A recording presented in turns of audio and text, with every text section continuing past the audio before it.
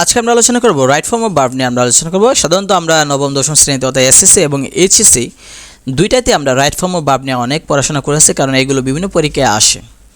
তো এটা নতুন কিছু নয়, এগুলো নিয়ে আমরা আরও অনেক আগেই আমরা এগুলো নিয়ে আমরা জানি। নবম দশম থেকে শুরু করে আমরা জানি রাইট ফর্ম অফ ভার্ব বিভিন্ন পরীক্ষায় আসে।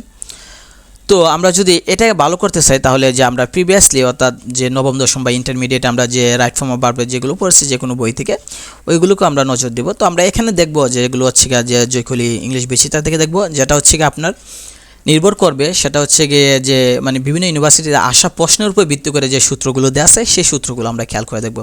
মনে রাখতে হবে যে মানে ইংলিশ গ্রামারে রাইট ফর্ম অফ ভার্বের বিশালতা অনেক, এর সূত্র অনেক, মানে এত বিশাল যে রাইট ফর্ম অফ ভার্ব যে এটার উপর ভিত্তি করে বাকি সবগুলো ঠিক আছে।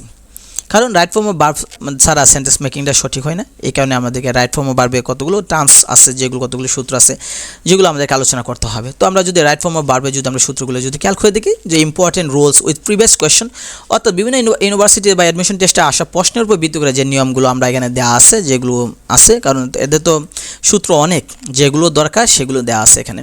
যে বিভিন্ন টেন্সের ব্যবহার ও বাক্যে বিভিন্ন অনুযায়ী আমাদের কিছু রুলস দেওয়া আছে। যদি আমরা প্রেজেন্ট ইনডিফিনিট টেন্স আমরা যদি খেয়াল করে দেখি, একটা মধ্যে আছে যে ইউনিভার্সাল ট্রুথ মানে চিরন্তন সত্য বা হ্যাবিচুয়াল এফেক্ট মানে অভ্যাসগত যদি হয় তাহলে আমরা প্রেজেন্ট ইনডিফিনিট টেন্স দেবো। অর্থাৎ আপনি যদি কোনো একটা কাজ অভ্যাসগত কাজ যদি হয়ে থাকে অথবা যদি পৃথিবীতে চিরন্তন সত্য কোনো কাজ হয়ে থাকে সেক্ষেত্রে আমরা প্রেজেন্ট ইনডিফিনিট টেন্স দেবো। যেমন আমরা যদি the sun rises in the east, সূর্য পূর্ব দিকে উঠে, we pray in the mosque আমরা মসজিদে নামাজ পড়ি বা প্রার্থনা করি, সেগুলো মানে চিরন্তন সত্য। আর we pray in the mosque এটা হচ্ছে হ্যাবিচুয়াল ফ্যাক্ট, মানে আমরা এটা অভ্যাস, আমরা মসজিদে নামাজ পড়তে যাই, সেটা এখানে দেওয়া আছে।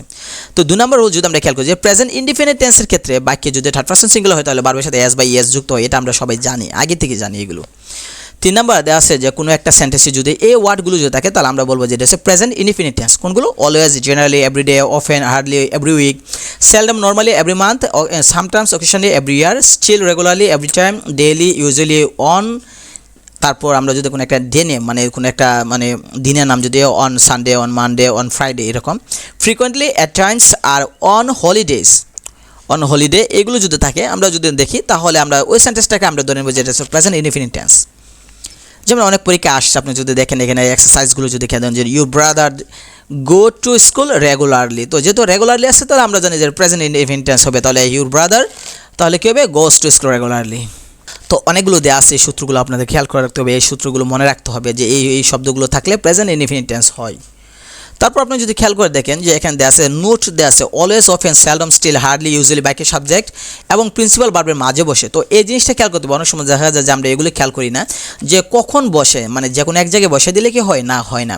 Always, often, seldom, still, hardly, usually সাধারণত সাবজেক্ট এবং মূল ভার্ব এই দুইটার মাঝখানে বসাইতে হবে। সামনে প্রথমে যদি আমরা সাবজেক্টের আগে বসাই বা সবার শেষে যদি বসাই তাহলে হবে না।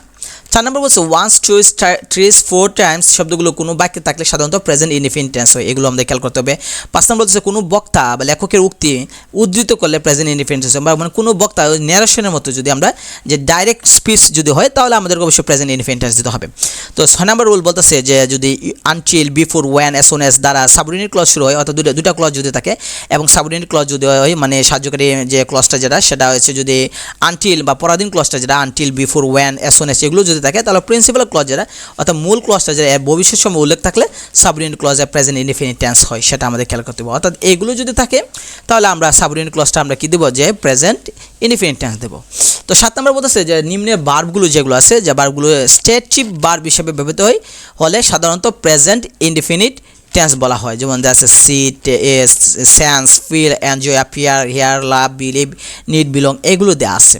তো আমরা এদিকে আমরা খেয়াল করি। এখন যদি বলা হয় যে স্টেটিভ ভার্ব কি সেটা যদি আপনি জানেন তাহলে ভার্বের অধ্যায় আছে, ওইখানে গিয়ে আমরা আলোচনা করছি ভার্ব সম্পর্কে, ওইখানে আপনার স্টেটিভ ভার্ব সম্পর্কে আপনারা জানতে পারবেন। তো আমরা যদি রুল 8 দেখি যে নিম্নের মানে অ্যাডভার্বগুলো কোনো বাক্যে উল্লেখ থাকলে সাধারণত প্রেজেন্ট কন্টিনিউয়াস টেন্স, অর্থাৎ এই শব্দগুলো যদি কোনো একটা সেন্টেন্সে থাকলে তাহলে আমরা বুঝে নেব যে এটা প্রেজেন্ট কন্টিনিউয়াস টেন্স। সেটা হচ্ছে now, day by day, still, at this time, rapidly, at present, gradually, this season, this week, at this moment, this month, year after year and this year, এগুলো থাকলে। তো রুল 9 বলতেছে যে ভবিষ্যতে নির্দিষ্ট সময়ে অবশ্যই কিছু ঘটবে এবং তা যদি পূর্ব নির্ধারিত হয় তাহলে প্রেজেন্ট কন্টিনিউয়াস টেন্স হয়, সেটা বলছে। নোট বলছে এক্ষেত্রে বাক্যে অ্যাডভার্ব হিসেবে আমরা টুমরো, নেক্সট উইক, মান্থ অথবা ইয়ার এগুলো থাকতে পারে, যে নেক্সট উইক, নেক্সট মান্থ অথবা নেক্সট ইয়ার এগুলো থাকতে পারে। রুল 10 বলতেছে যে নিম্নলিখিত অ্যাডভার্বগুলো কোনো বাক্যে উল্লেখ থাকলে প্রেজেন্ট পারফেক্ট টেন্স, যদি just, lately, just now, recently, already, so far, yet, up to now, never, up to the present, ever, এই শব্দগুলো যদি থাকে তাহলে আমরা এটা প্রেজেন্ট পারফেক্ট টেন্স হিসেবে আমরা ধরে নেব। নোট বলতেছে যে যদি জাস্ট, অলরেডি এবং নেভার বাক্যে অক্সিলারি ভার্ব এবং প্রিন্সিপাল ভার্বের মাঝে বসে, অর্থাৎ তাদেরকে যে কোনো জায়গায় বসে দিলে হবে না, তাদেরকে সাহায্যকারী ভার্ব এবং মূল ভার্বের মাঝখানে বসাতে হবে। 11 নম্বর বলতেছে ইনকমপ্লিট পিরিয়ড বোঝাতে নিম্নলিখিত অ্যাডভার্বগুলো কোন বাক্যে থাকলে সাধারণত প্রেজেন্ট পারফেক্ট টেন্স হয়। যদি today, this morning, this afternoon, this evening, this week, this month থাকে তাহলে আমরা এটা প্রেজেন্ট পারফেক্ট টেন্স হবে। যদি ইনকমপ্লিট পিরিয়ড অর্থাৎ মানে অসম্পূর্ণ সময় যদি থাকে। 12 নম্বর বলতেছে কোনো কাজ অতীতে শুরু হয়ে বর্তমান সময়ে চলছে, তাহলে আমরা জানি এটা প্রেজেন্ট পারফেক্ট টেন্স হবে অথবা প্রেজেন্ট পারফেক্ট কন্টিনিউয়াস টেন্স হবে। কোনো কাজ অতীতে শুরু হয়ে বর্তমান সময়ে চলছে এর বুঝলে প্রেজেন্ট পারফেক্ট টেন্স অথবা প্রেজেন্ট পারফেক্ট কন্টিনিউয়াস হবে। এক্ষেত্রে অবশ্যই বাক্যে সময়ের একটা ধারণা উল্লেখ থাকবে এবং প্রিপোজিশন হিসেবে সিন্স অথবা ফর ব্যবহার করবে। অর্থাৎ বলতেছে যে যদি কোনো একটা কাজ আমরা যদি দেখি কোনো একটা কাজ অতীত মানে অনেক দিন ধরে চলতেছে, মানে অতীত থেকে শুরু হয়ে চলতেছে, বর্তমান সময় চলতেছে, সেক্ষেত্রে আমরা প্রেজেন্ট পারফেক্ট কন্টিনিউয়াস টেন্স দিলে হবে। এক্ষেত্রে সময় যদি উল্লেখ থাকে তাহলে আমরা সিন্স অথবা ফর উল্লেখ করব। মনে রাখতে হবে যদি সময় নির্দিষ্ট থাকে তাহলে আমরা দেব সিন্স, আর সময় যদি নির্দিষ্ট না থাকে তাহলে আমরা ফোর দেব। যেমন এখানে দেওয়া আছে সিন্স মানডে দেওয়া আছে, সিন্স মানডে দ্বারা বুঝেছে যে সময়টা নির্দিষ্ট করে দিচ্ছে, মানে যে সময়টা সেটা হচ্ছে যে সোমবার দিন। কিন্তু এখানে 3 ইয়ার্স দেওয়া আছে, এখানে এটা দেওয়া বোঝায় যে 3 বছর, কিন্তু কোন 3 বছর সেটা এখানে উল্লেখ নাই। নোট পিরিয়ড অফ টাইম এর ক্ষেত্রে প্রিপোজিশন হিসেবে ফর এবং পয়েন্ট অফ টাইম এর ক্ষেত্রে সিন্স ব্যবহার করা হয়, যেটা বললাম যে সময় নির্দিষ্ট করলে আর সিন্স আর অনির্দিষ্ট হলে ফর ব্যবহার করা হবে। প্রেজেন্ট পারফেক্ট টেন্স এবং পারফেক্ট কন্টিনিউয়াস টেন্সের পার্থক্য দেওয়া আছে এখানে। সো এখানে আছে I have written 6 letters for 2 hours, I have been writing 6 letters for 2 hours। অর্থাৎ যে তাদের মানে প্রেজেন্ট তাদের যে মানে টেন্সের যে সূত্রটা সেটা দেওয়া আছে যে সাবজেক্ট, হ্যাভ, তারপর মূল ভার্বের ফার্স্ট পার্টিসিপল, তারপর বাকি অংশ সেটা এখানে দেওয়া আছে। রুল 13 দেওয়া আছে কোনো বাক্যে যদি how long, all day, the last half hour, etcetera এগুলো যদি উল্লেখ থাকে তাহলে প্রেজেন্ট পারফেক্ট কন্টিনিউয়াস টেন্স হবে, সেগুলো মনে রাখতে হবে। নিম্নলিখিত ভার্বগুলো নন কন্টিনিউয়াস ভার্ব বলা হয়, এরা কখনো প্রেজেন্ট কন্টিনিউয়াস বা পারফেক্ট কন্টিনিউয়াস টেন্সে ব্যবহৃত হয় না। অর্থাৎ এই টেন্সগুলো দ্বারা কখনো মানে কন্টিনিউয়াস টেন্স হয় না, সেটা যে কোনো কন্টিনিউয়াস হোক, প্রেজেন্ট কন্টিনিউয়াস বা মানে পারফেক্ট কন্টিনিউয়াস হোক, সেটা হয় না। Be, hate, have, miss, believe, love, know, feel, like, want, see, mind, এগুলো মানে আমরা অনেক সময় বলি না যে আমি একটা পাখি দেখি, আই সি এ বার্ড, এখানে I am Singh a bird হবে না, যে আমি একটা পাখি দেখতেছি এরকম হবে না।